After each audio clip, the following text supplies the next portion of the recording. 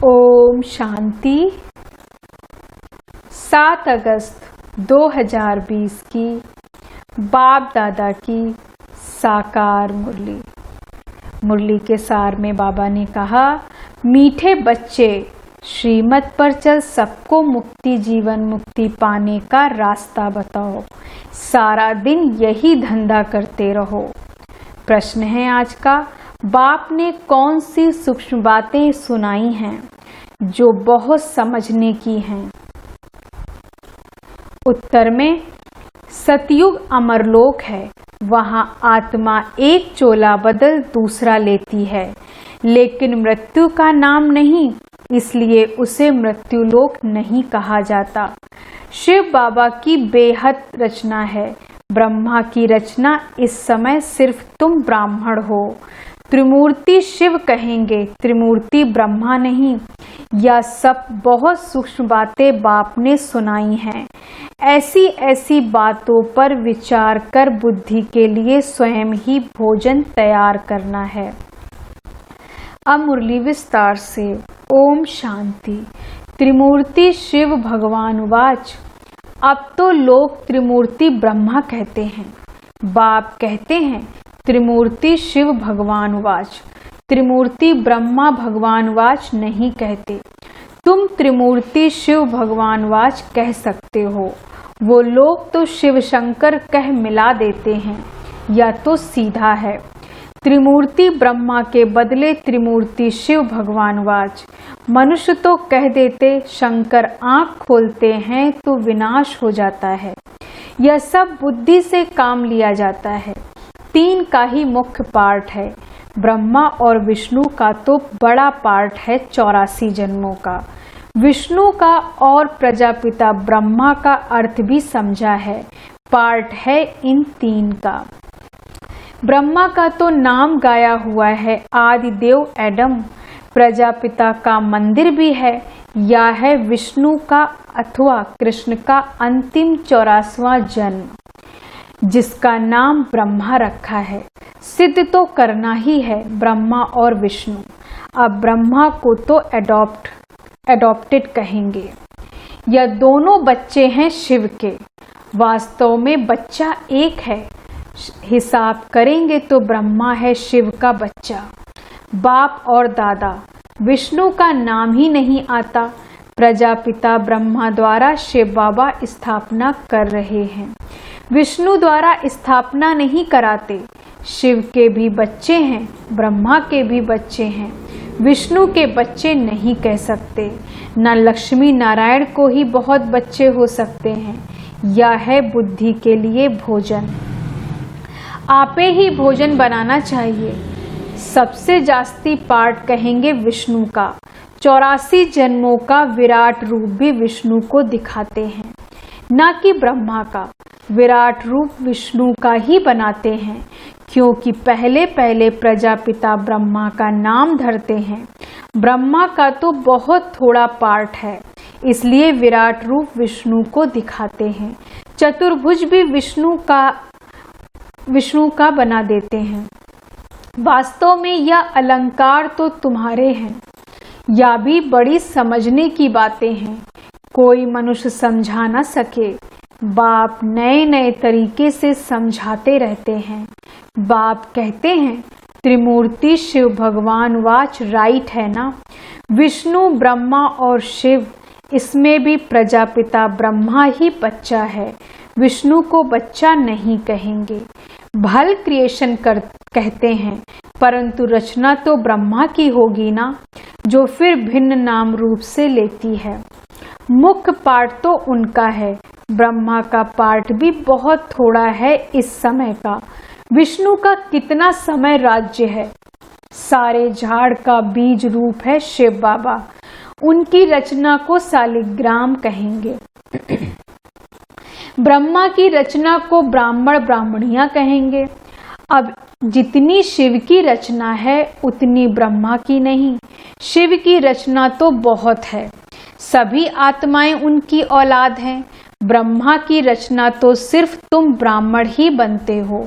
हद में आ गए ना शिव बाबा की है बेहद की रचना। सभी आत्माएं बेहद की आत्माओं का कल्याण करते हैं, ब्रह्मा द्वारा स्वर्ग की स्थापना करते हैं। तुम ब्राह्मण ही जाकर स्वर्गवासी बनेंगे और तो कोई को स्वर्गवासी नहीं कहेंगे। निर्वाणवासी अथवा शांति धाम वासी तो सब बनते हैं। सबसे ऊंच सर्विस शिव बाबा की होती है। सभी आत्माओं को ले जाते हैं। सभी का पार्ट अलग अलग है। शिव बाबा भी कहते हैं मेरा पार्ट अलग है। सबका हिसाब किताब चुकतू कराए, तुमको पतित से पावन बनाए ले जाता हूँ। तुम यहाँ मेहनत कर रहे हो पावन बनने के लिए, दूसरे सब कयामत के समय हिसाब किताब चुकतू कर जाएंगे, फिर मुक्ति धाम में बैठे रहेंगे। सृष्टि का चक्र तो फिरना है। तुम बच्चे ब्रह्मा द्वारा ब्राह्मण बन फिर देवता बन जाते हो। तुम ब्राह्मण श्रीमत पर सेवा करते हो, सिर्फ मनुष्यों को रास्ता बताते हो। मुक्ति और जीवन मुक्ति को पाना है तो ऐसे पा सकते हो। दोनों चाबी हाथ में है। या भी जानते हो कौन कौन मुक्ति में, कौन कौन जीवन मुक्ति में जाएंगे। तुम्हारा सारा दिन यही धंधा है। कोई अनाज आदि का धंधा करते हैं तो बुद्धि में सारा दिन वही रहता है। तुम्हारा धंधा है रचना के आदि मध्य अंत को जानना और किसको मुक्ति जीवन मुक्ति का रास्ता बताना। जो इस धर्म के होंगे वह निकल आएंगे।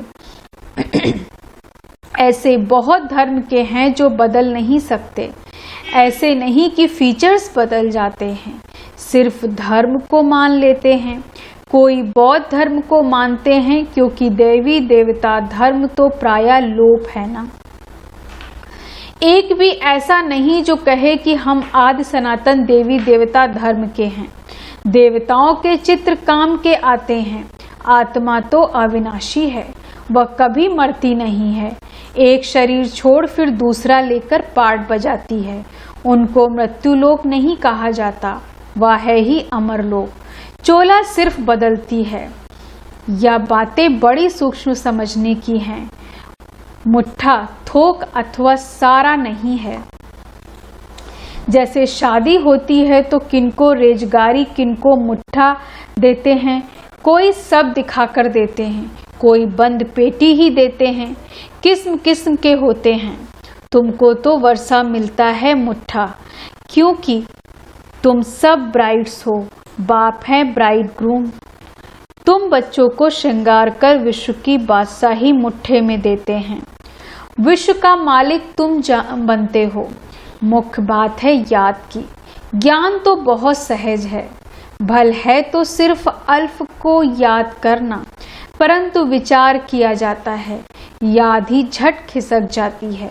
बहुत करके कहते हैं बाबा याद भूल जाती है। तुम किसको भी समझाओ तो हमेशा याद अक्षर बोलो। योग अक्षर रॉन्ग है। टीचर्स को स्टूडेंट की याद रहती है। फादर्स है सुप्रीम सोल। तुम आत्मा सुप्रीम नहीं हो, तुम हो पतित। अब बाप को याद करो। टीचर को, बाप को, गुरु को याद किया जाता है। गुरु लोग बैठ शास्त्र सुनाएंगे, मंत्र देंगे। बाबा का मंत्र एक ही है, मन मना भव। फिर क्या होगा? मध्या जीवा भव। तुम विष्णुपुरी में चले जाएंगे। तुम सब तो राजा रानी नहीं बनेंगे। राजा रानी और प्रजा होती है तो मुख्य है त्रिमूर्ति। शिव बाबा के बाद है ब्रह्मा, जो फिर मनुष्य सृष्टि अर्थात ब्राह्मण रचते हैं। ब्राह्मणों को बैठ फिर पढ़ाते हैं। यह नई बात है ना। तुम ब्राह्मण ब्राह्मणियां भाई बहन ठहरे। बूढ़े भी कहेंगे हम भाई बहन हैं। या अंदर में समझना है, किसको फालतू ऐसे कहना नहीं। भगवान ने प्रजापिता ब्रह्मा द्वारा सृष्टि रची तो भाई बहन हुए ना। जबकि एक प्रजापिता ब्रह्मा के बच्चे हैं। यह समझने की बातें हैं। तुम बच्चों को तो बड़ी खुशी होनी चाहिए। हमको पढ़ाते कौन है? शिव बाबा, त्रिमूर्ति शिव। ब्रह्मा का भी बहुत थोड़ा समय पाठ है। विष्णु का सतयुगी राजधानी में 8 जन्म पाठ चलता है। ब्रह्मा का तो एक ही जन्म का पाठ है। विष्णु का पाठ बड़ा कहेंगे, त्रिमूर्ति शिव है मुख्य। फिर आता है ब्रह्मा का पाठ, तो तुम बच्चों को विष्णुपुरी का मालिक बनाते हैं। ब्रह्मा से ब्राह्मण सो फिर देवता बनते हैं, तो यह हो गया अलौकिक फादर। थोड़ा समय यह फादर है जिसको अब मानते हैं। आदिदेव आदम और बीबी, इनके बगैर सृष्टि कैसे रचेंगे? आदिदेव और आदिदेवी है ना। ब्रह्मा का पाठ भी सिर्फ संगम समय का है। देवताओं का पाठ तो फिर भी बहुत चलता है। देवताएं भी सिर्फ सतयुग में कहेंगे। त्रेता में क्षत्रिय कहा जाता है। यह बड़ी गुह पॉइंट्स मिलती है। सब तो एक ही समय वर्णन नहीं कर सकते। वह त्रिमूर्ति ब्रह्मा कहते हैं, शिव को उड़ा दिया है। हम फिर त्रिमूर्ति शिव कहते हैं। यह चित्र आदि सब है भक्ति मार्ग के। प्रजा रचते हैं ब्रह्मा द्वारा, फिर तुम देवता बनते हो।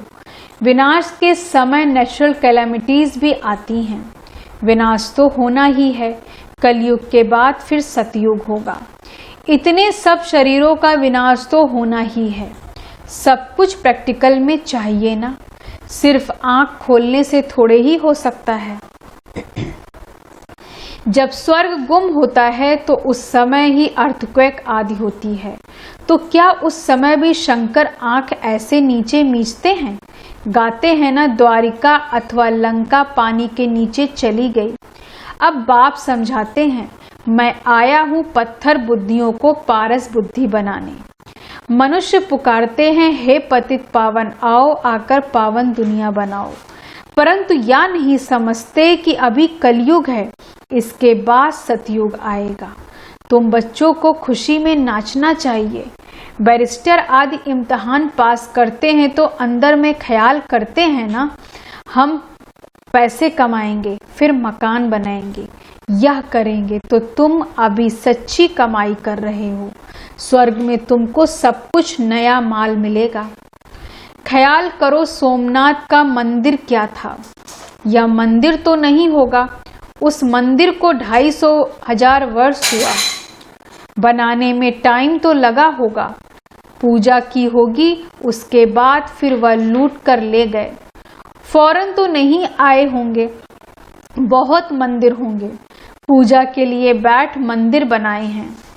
अभी तुम जानते हो, बाप को याद करते करते हम गोल्डन एज में चले जाएंगे। आत्मा पवित्र बन जाएगी। मेहनत करनी पड़ती है।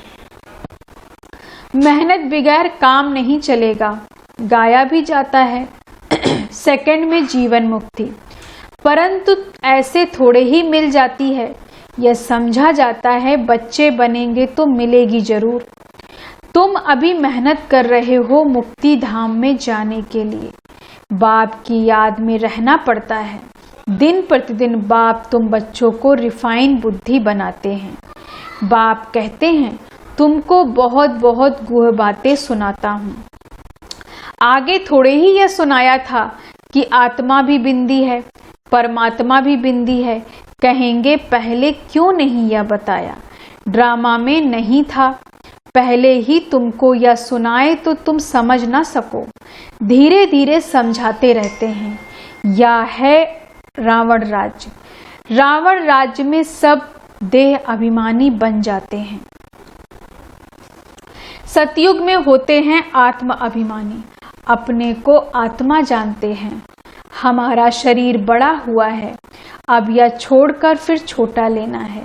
आत्मा का शरीर पहले छोटा होता है, फिर बड़ा होता है। यहाँ तो कोई की कितनी आयु, कोई की कितनी, कोई की अकाले मृत्यु हो जाती, कोई की 125 वर्ष की भी आयु होती है।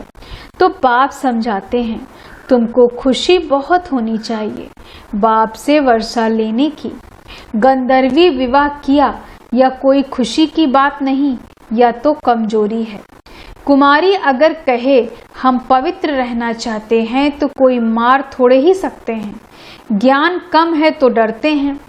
छोटी कुमारी को भी अगर कोई मारे, खून आदि निकले तो पुलिस में रिपोर्ट करे तो उसकी भी सजा मिल सकती है। जानवर को भी अगर कोई मारते हैं तो उन पर केस होता है, दंड पड़ता है। तुम बच्चों को भी मार नहीं सकते, कुमार को भी मार नहीं सकते, वह तो अपना कमा सकते हैं, शरीर निर्वाह कर सकते हैं। पेट कोई जास्ती नहीं खाता है। एक मनुष्य पेट 4-5 रुपया और एक मनुष्य का पेट 400-500 रुपया। पैसा बहुत है तो हवस हो जाती है। गरीबों को पैसे ही नहीं तो हवस नहीं होती। या सूखी रोटी में भी खुश होते हैं। बच्चों को जास्ती खान पान के हंगामे में भी नहीं जाना चाहिए। खाने का शौक नहीं रहना चाहिए। तुम जानते हो वहाँ हमें क्या नहीं मिलेगा। बेहद की बादशाही, बेहद का सुख मिलता है। वहाँ कोई बीमारी आदि होती नहीं। हेल्थ, वेल्थ, हैप्पीनेस सब रहता है। बुढ़ापा भी वहाँ बहुत अच्छा रहता, खुशी रहती, कोई प्रकार की तकलीफ नहीं होती। प्रजा भी ऐसी बनती है, परंतु ऐसे भी नहीं। अच्छा, प्रजा तो प्रजा ही सही, फिर तो ऐसे होंगे जैसे यहाँ के भील। सूर्यवंशी लक्ष्मी नारायण बनना है तो फिर इतना पुरुषार्थ करना चाहिए। अच्छा, मीठे मीठे सिक्की लदे बच्चों प्रति माता पिता बाप दादा का याद, प्यार और गुड मॉर्निंग। रूहानी बाप की रूहानी बच्चों को नमस्ते। हम रूहानी बच्चों की रूहानी बाप दादा को गुड मॉर्निंग, नमस्ते नमस्ते नमस्ते। धारणा के लिए मुख्य सार। पहली पॉइंट, हम ब्रह्मा की नई रचना, आपस में भाई बहन हैं। यह अंदर समझना है कि किसी को कहने की दरकार नहीं, सदा इसी खुशी में रहना है कि हमें शिव बाबा पढ़ाते हैं। दूसरी पॉइंट, खान पान के हंगामे में जास्ती नहीं जाना है। हवस, लालच छोड़ बेहद बादशाही के सुखों को याद करना है। वरदान है आज का, माया के संबंधों को डाइवोर्स दे, बाप के संबंध से सौदा करने वाले माया जीत मोहजीत भव। माया के संबंधों को डाइवोर्स दे, बाप के संबंध से सौदा करने वाले माया जीत मोहजीत भव।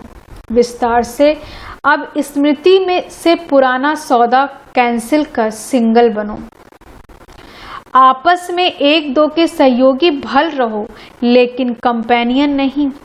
कंपेनियन एक को बनाओ तो माया के संबंधों से डाइवोर्स हो जाएगा। माया जीत मोहजीत विजयी रहेंगे। अगर जरा भी किसी में मोह होगा तो तीव्र पुरुषार्थी के बजाय पुरुषार्थी बन जाएंगे। इसलिए क्या भी हो, कुछ भी हो, खुशी में नाचते रहो। मिरुआ मौत मलू का शिकार, इसको कहते हैं नष्टो मोहा। ऐसा नष्टो मोहा रहने वाले ही विजय माला के दाने बनते हैं। स्लोगन है आज का, सत्यता की विशेषता से डायमंड की चमक को बढ़ाओ। सत्यता की विशेषता से डायमंड की चमक को बढ़ाओ। ओम शांति। धन्यवाद बाबा, धन्यवाद।